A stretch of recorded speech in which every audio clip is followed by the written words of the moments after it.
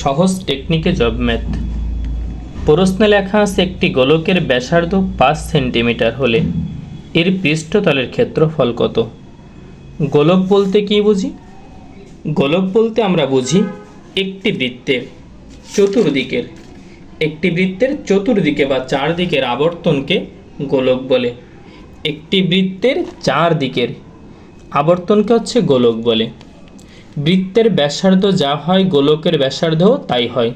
তাহলে আমরা বৃত্তের ক্ষেত্রফলটা আগে বের করতে পারি গোলকের ব্যাসার্ধ দিয়ে। বৃত্তের ক্ষেত্রফল হচ্ছে পাই আর স্কোয়ার। পাই বসালাম, আর এর মান 5 স্কোয়ার, তাহলে 5 5 25 পাই। গোলকের ক্ষেত্রফল, গোলকের পৃষ্ঠতলের ক্ষেত্রফল চেয়েছে। পৃষ্ঠতলের ক্ষেত্রফল হচ্ছে, যেহেতু চারদিকে আবর্তন করে তাহলে 4 গুণ এই 25 পাই সমান সমান 100 পাই। গোলকের পৃষ্ঠতলের ক্ষেত্রফল হচ্ছে 100 পাই।